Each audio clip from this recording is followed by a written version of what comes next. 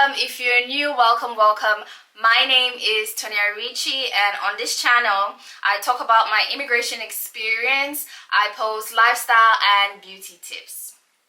So in this video today, I'm going to be sharing my entire immigration journey with you guys. I'm going to be talking about how I left Nigeria, how I got into Canada, and everything that happened in between. So sit back and enjoy, because it's story time.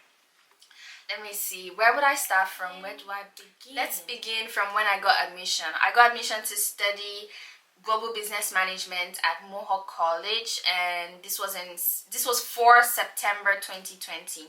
I think I already made a video on how I did that. You can check my channel. I posted a video called how I got admission to study in Canada without writing IELTS, so you should check that out. Let's go back into it. I got admission for September, but I couldn't start then, and I couldn't go to Canada then because of COVID. So they told everybody who got admission that period to defer into January, because Canada wasn't letting people into their country at that time. And so I deferred mine to January also, and after then I applied for my visa. This is where everything started getting crazy. See, it's not like before it wasn't crazy. Like, the process to apply for my visa was crazy. It was crazy stressful. Like, I had to go back to my university, I had to fly back there, I had to go to my mother, my father, I had to go all around picking up different documents. By the way, if you guys want me to make a video about all the documents I used to apply to get my study permits to come into Canada, let me know and I'll do that for you guys. Just let me know in the comment section. Comment. And I'll make those videos. I will get all the documents and I'll let you guys know. Back to the story. It was not easy for me to like source out my documents, so that was already like a lot of stress, but I was able to do that. I had to like go around different people, but I was able to do that, and I applied for the visa. I thought, I've arrived, time to rest, I've applied for my visa. I was telling people, oh, I'm planning to leave the country and stuff like that. A month and I think 2 weeks after I applied, yeah, a month and 2 weeks, or a month and 3 weeks after I applied, I got denied. These people rejected me. I was in shock. I was just like, what's happening? I don't know why I never thought of the possibility of being rejected. It's not like I never thought of it, I just didn't dwell in it. So it was a shock to me. And I didn't say this, but I used an agent the first time I applied, so it was just like, what's happening?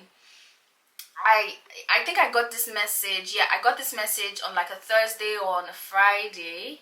So like all through the weekend, I remember very well, because all through the weekend I cried all through the weekend. I was inconsolable. Everybody was trying to console me. I wasn't listening to shit. I wasn't even trying to like care. I was just crying.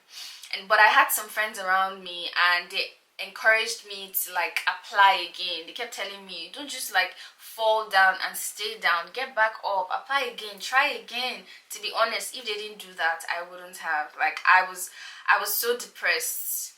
It was crazy. I just told myself, you know what, I'm going to move out of my mom's house, get an apartment. And I was trying to launch my business at that time, so I was just like trying to focus my energy on that. But like, I listened to their advice and I was like, you've come a long way, Tonia, just apply again. They told you it's okay to apply again, so apply again.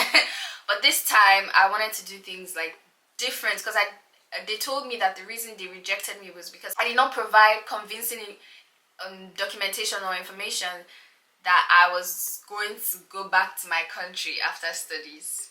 LOL. That's why they denied. So like, I had to get proof that I was gonna come back to my country after studies. And like, before finding that out, my agent was asking me what to do about getting denied. See, I'm not going to give my 2 cents on this agent thing, because it works for some people, it does not work for some people. So like, I can't be like, oh, don't use agents, or oh, use agents. No, like, it's a preference thing. If it works for you, it works for you. If it doesn't work for you, I'm sorry. But like, I'm not even going to drop my 2 cents on that. That's like a preference. But like, the first time I applied, I used an agent, and she was asking me like, she doesn't know why they rejected me and what we should do. Why is my agent asking me that question? whatever. I ignored it and I decided to like get more documents, pursue like different things to try to apply again. I rewrote my statement of purpose. I reached out to my boss. I got some documents and letters from him, and like just a lot of things, and then I applied again. And this time I was more involved in like the application process. I filled out the form myself. I even submitted it myself, but like my agent was in the know of everything that happened. I basically did it myself. That happened. I applied again, and so this time I was humble. When I say I was humble, I was humble. I was gentle. I was not even trying to leave my mother's house. I was not making noise about traveling. Like, I was very much humbled. And so the school reached out to us and they were like, okay, now they're allowing students to start studying remotely from their home countries. I was like, oh, I didn't want to do it, but I was like, okay, not bad. Let's see. Omo, it was hell to study remotely from Nigeria. It was hell because 6 hours difference between Nigeria and Canada. 6 hours. And then you don't even want to talk about when NEPA takes light. Or do you want to talk about when the Wi-Fi just goes down for no reason? And when you are struggling, you're looking at the screen, your teacher is teaching and you're hearing bruh, it was wild. It was one of the worst experiences. And then do you know the worst part? Nigerian cards were not working for like international transactions at that time, so I could not even buy my textbooks.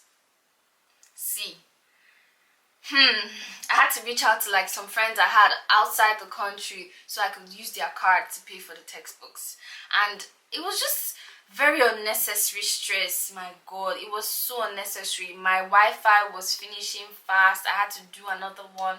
Like, it was just a lot of mess studying remotely.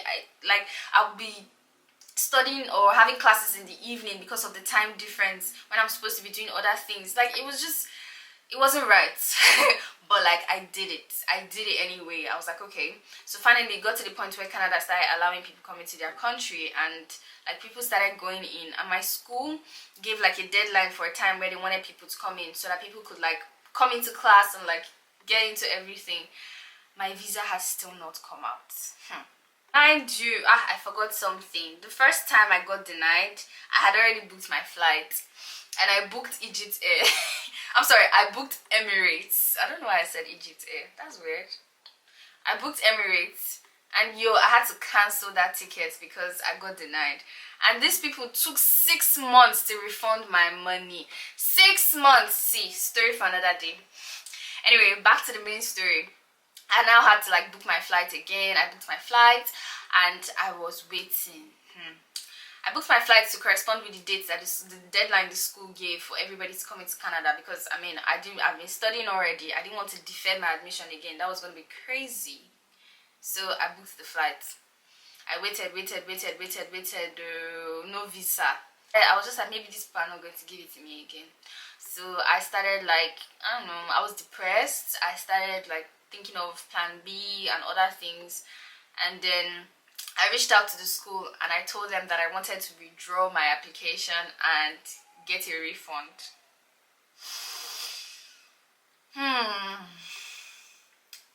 It was crazy. Anyway, it was just sad. I'm not going to lie, that was a very sad period in my life. I reached out to them, I told them I wanted to get my refund. They were like, okay, they are so sorry, but they will process it. While they were processing my refund, your girl got her visa approval. I got this like in my portal. Obviously, it was just like the letter saying your visa has been approved and stuff like that. I was so excited. I was so happy. I cannot lie, I was so happy. I reached back out to the school and I told them, oh, I got my visa. Can you guys not give me my money back? Please take the money. Take the money. And they were so excited. They were like, oh yeah, they were processing the refund, but they can shut that down. And so like everything was working out. I was happy. I was excited. Phase 2 of the drama now started. It was time to send my passport in so that they could stamp it and then I could fly and stuff. I sent my passport in. I flew back to Lagos because I was in Port Harcourt when this happened, and I flew back to Lagos and I sent my passport in. This is the second drama. Now, Canadian immigration uses like some other bodies. They call them VFS. Anybody that has been through this, you know them. They have a branch in Lagos, they have a branch in Abuja, VFS, and they are the ones that take your passport in and then they stamp it and they send it back for you. Now these people stressed me. I went there the first day, they were closed, they did not open, and they were supposed to be open. I went there the second day, there was this long line, and they said something happened. I can't even remember what excuse they gave, whether something wasn't working or something. I went back home. When there the third day, I was now finally able to send my passport in for the stamping. That took the whole day because the line was crazy. It took the whole day, but I did it. I was excited I had done it. And the passport was supposed to take about a week. They said it usually takes about a week or a week and 2 or 3 days. I waited 2 weeks. 2 weeks I waited for this passport. I've already booked my flights, mind you. The dates for my flights were coming. I sent these people emails. I said I was bombarding them with emails. What's happening? And they were like, oh, they sent it to Abuja to get stamped and it has to come back to Lagos first and all. And I was like, I am leaving the country from Abuja because I was supposed to go see my dad in Abuja, and then I was flying from Abuja. I was using British Airways this time around.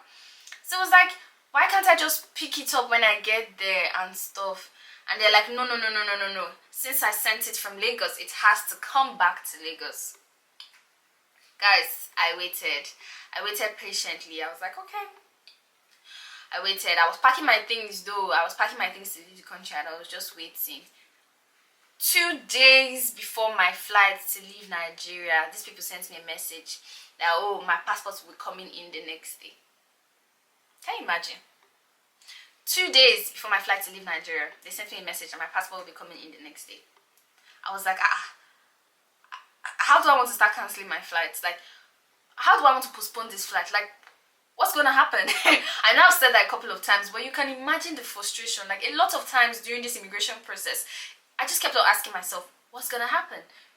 What's going to happen? Because you really can't tell what's going to happen. Anyway, I got the message from them. I was just like, okay, let's see how this goes. I'm not going to cancel my flight. Let's see how it goes. And lo and behold, guys, you will not believe I picked up my passport the day before I traveled. On my way to the airport, on my way to Lagos airport to fly to Abuja, I picked up my passport. The courier guy was on a bike. As I was going to the airport, I picked it up from him.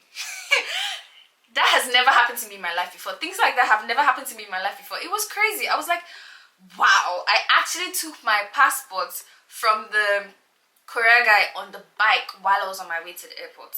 Anyway, blessings upon blessings, that's how I see it. I picked up my passport, it was stamped, everything was Gucci, I was ready to go, and I flew into Abuja. I saw my dad, I spent some time with him, and then the next morning after I flew into Abuja, I left very early in the morning.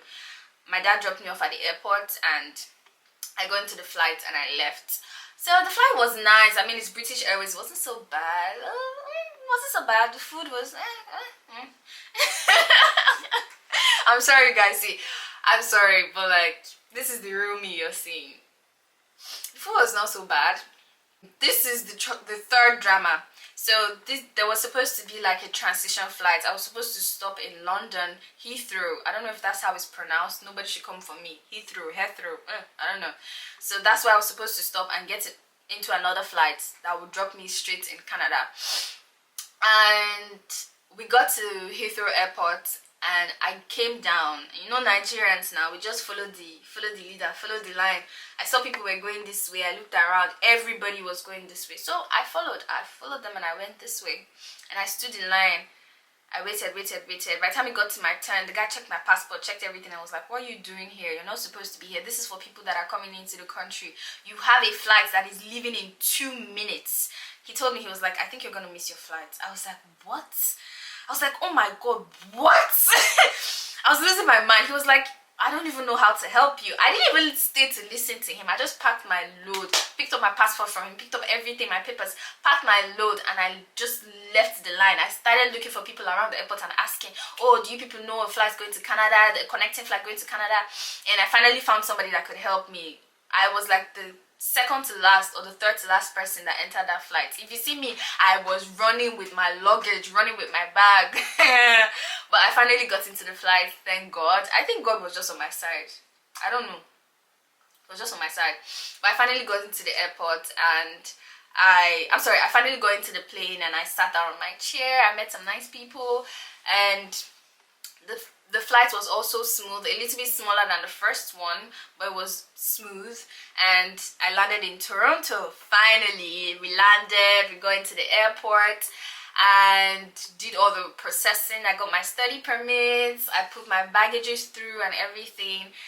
Everything was not bad, to be honest. I did my COVID test. Like, it was quite smooth at the airport. Time for me to leave the airport because since I have no family, no friends in Canada and I was coming into the country alone, my school decided to help me with connecting me with a driver to pick me up from the airport and drop me at my place of residence. And so there was a driver waiting outside for me. So finally I got to the entrance, or rather the exit of the airport. I was about to leave and I felt like something was wrong. I kept checking me. I was like, oh, something is wrong. Something feels wrong. I couldn't really tell, but like I could feel it. And I kept looking around. I noticed that I left one of my boxes in the baggage room. How crazy is that? I mean, like, of all the things to do, Tonya, really, I left one of my boxes and that box had a lot of good things in there. So it was crazy. I had to like tell the security at the door to tell the cab driver that I want to get my box. So I went back to get my box. And like the security guards inside, where like the people I reported to that I had left my luggage and I wanted to get my luggage, they were so mean to me. These people were so mean to me. Like, they were just mean for no reason. I did not understand it. And British Airways was closing because it was late at night. That was 12 a.m. in the morning. Why are you people mean? Just help me find my bag. You can't help me. Tell me you can't help me. Let me figure my shit out. And they were just mean. But anyway, I finally found somebody that was ready to listen to me. He was an older security guy and I found him way at the corner of the airport because I was like running around looking for help. I found him and then he was able to go in to look for my baggage. He checked, it took a while, but then he finally found it. And then there was like this whole like beep going on with it. Like he said, oh, they can hear something inside, it's beeping, so they want to check it. And oh, do I have any drugs in there? Do I have any? I was like, I hope somebody not put anything in my bag. Oh, I don't have anything inside that bag, please check. And they checked it and he came out smiling. He was like, oh, it was just your PS4. I was like, oh, okay, thank you. He was very nice, to be honest, wherever he is. Thank you. I got my box and I finally got out of the airport. And guys, let me tell you, I got my first bite. Jesus Christ, it was so cold. I arrived in February. It was so cold. As soon as I got out of the airport, my hands were frozen. First bite, straight up. I was like, what's happening? They were like, oh, you're just having a little first bite. I was trying to put my luggage in and my hands were like getting stiff. I was trying to put my luggage into the boot of the car and it was getting stiff. It was crazy. I got into the car, my hands were red. I'm a black girl. Why are my hands red? They were like just stuck and frozen. So I had my first bite. Not an amazing experience, but an experience either way. He put on the heater in the cab and I got warm, and I just all through the drive I kept looking out through the window and just watching the views, enjoying the new experience, and everything was just so nice until we got to my place of residence. Drama 4, I would say. 4. We got to my place of residence and this driver just drops me in front of this apartment complex. When I mean this apartment complex was closed, it was closed, like the doors were locked, you can't enter, nothing. There was no shelter in front of it, so it was snowing like crazy, like a freaking blizzard. And this guy dropped me off in front of it. He didn't even help me take out my luggage from the boot or anything. He wasn't even trying to help me. Like, he sat down in the car, he was just telling me, just come out of the car, get your stuff and come out. I was just like, what's happening? Like, okay, you don't want to help me, that's okay, but like you can see the door is closed. This is 12:30 at this point, or even 12:45. It was almost 1 a.m. because it takes about 45 minutes from Toronto to Hamilton where I stay. And he was like, I don't care, fine, this is where the school told me to drop you, this is where I'm gonna drop you, figure it out. 12:40 something a.m.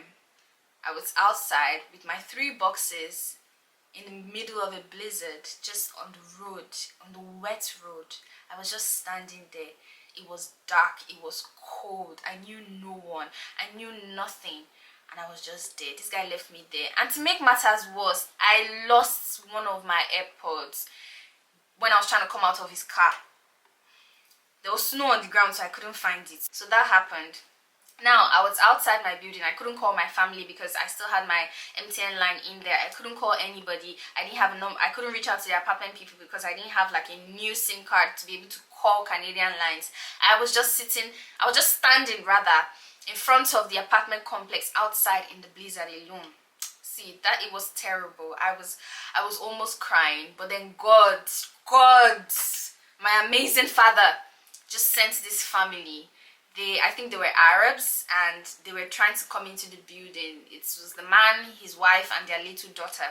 They were trying to come into the building, and they saw me. So I immediately approached them because, guy, I was cold. They moved back a bit because they were like wary of me, but I was like, oh, I'm sorry, I'm new here. I explained everything to them and stuff. They couldn't really speak English, but they could like understand what I said a little bit. And so what they did for me was they opened the apartment complex entrance door for me so I wouldn't be cold anymore. They helped me move my luggage and everything into like the main lobby.